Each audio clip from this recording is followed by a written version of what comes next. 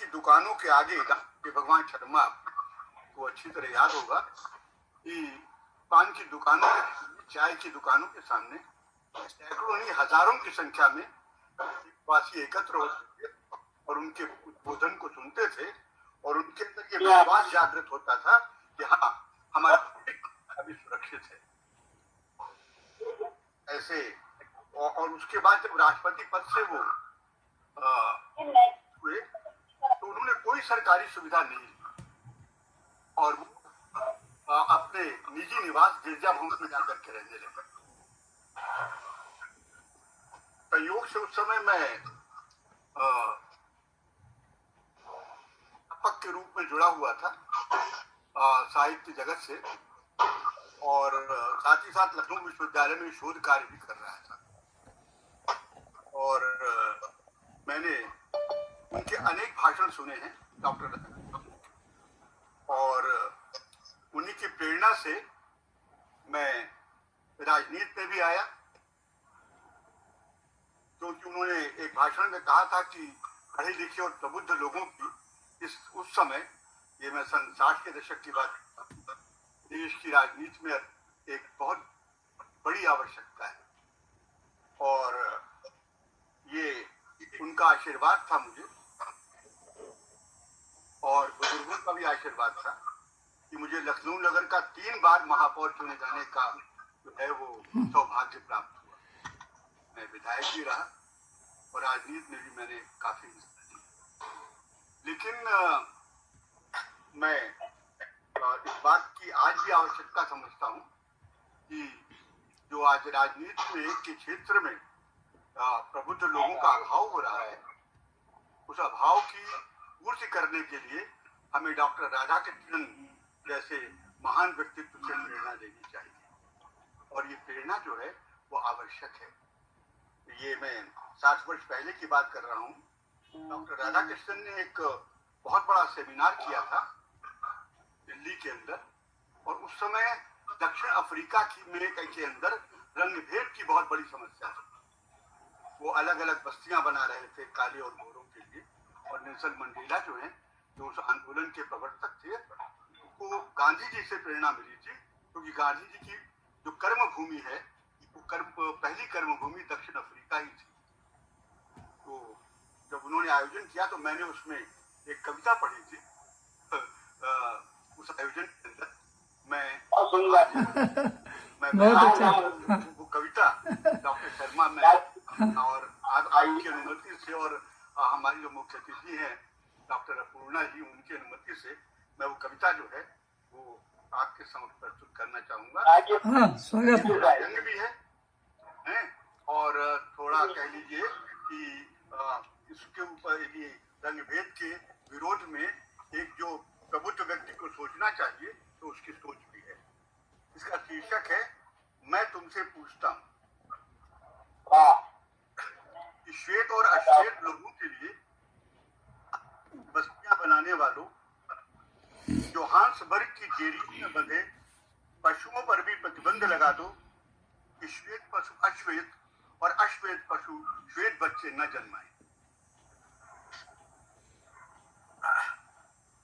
वृक्षों की हर डाली पर यह आदेश लिखकर टंगवा दो कि श्वेत और अश्वेत पक्षी एक साथ न बैठे। काले और गोरों में भेदभाव करने वालों श्वेत और अश्वेत तितलियों का उड़ना भी प्रतिबंधित कर दो डर्बन के उद्यानों में और ये घोषित कर दो कि सफेद और रंगीन मछलियों का साथ साथ मुक्त होकर भी सरकार विरोधी है केप टाउन की जलाशय। काले और गोरों में विभाजन करने वालों अपने क्षेत्र में चांद पर भी रोक लगा दो कि वो श्यामल आकाश में हो। क्या कहेंगे? काले और लोगों में भेदभाव करने वालों अपने क्षेत्र में चांद पर भी रोक लगा दो कि वो श्यामल आकाश में न उगे। काले और गोरों के लिए अलग अलग प्रार्थना घर निर्मित करने वालों मैं तुमसे पूछता हूँ काले और गोरों के ईश्वर क्या दो हैं? ये कविता जो मैंने उनकी उपस्थिति में पढ़ी थी डॉक्टर राधाकृष्णन की आज मैं उसे आपके सामने मैंने ही सुंदर। बहुत सुंदर या धन्यवाद, बहुत बहुत धन्यवाद। हाँ बहुत सुंदर, बहुत सुंदर। एक छोटी सी साहित्यिक रचना भी सुना दूं? हाँ बिल्कुल बिल्कुल। कुछ पंक्तियों की। सुनाइए। इसका शीर्षक है चिर स्मृता। हाँ स्वागत है। मेरे मेरे आंगन की खुदकती गौरैया आज कहीं उड़ गई। हम्म, इसे पाया था मेरी दृष्टि ने इतने काम्य रूप में, आज यहाँ नहीं है। मैं बाजार से कितनी गौरैया खरीद सकता हूँ, पर वो जिसे मैंने दाने चुगाए थे, परेशान कर कर आंगन के चक्कर कटवाए थे, कहीं और बसेरा ले रही है। और उतना आकाश जो उसकी आकृति थी खाली है मेरे मन में। बहुत अच्छा। वाह, हाँ वाह, वाह। उतना आकाश जो उसकी आकृति थी खाली है मेरे मन में। बहुत अच्छे। बहुत बढ़िया। तो बहुत सुंदर। डॉक्टर दाऊजी गुप्त का उद्बोधन बहुत आनंददायक था। और अब हम सुनना चाहेंगे डॉक्टर श्री भगवान शर्मा जी से, और उसके बाद में डॉक्टर दीपक पांडे जी से। तो डॉक्टर श्री भगवान शर्मा आगरा से, आप सेंट जॉन्स कॉलेज के हिंदी के हेड ऑफ डिपार्टमेंट रहे और प्रोफेसर रहे, और बहुत सारे सैकड़ों लोगों को उन्होंने पीएचडी कराई हैं। तो उनसे हम लोग सुनते हैं, और वो अक्सर यहाँ पे आते रहे हैं, और हमारे अंतर्राष्ट्रीय हिंदी समिति के भी और हिंदी साहित्य शोध के भी वो महासचिव हैं। तो हाँ जी, बघेल जी, आपको मैं सर्वप्रथम साधुवाद देता हूँ कि आपने शिक्षक दिवस पर ये भव्य आयोजन किया। राहुल जी का प्रेरणा पर उद्बोधन हम लोगों को राह दिखाएगा, और हमारा सौभाग्य है कि राहुल जी के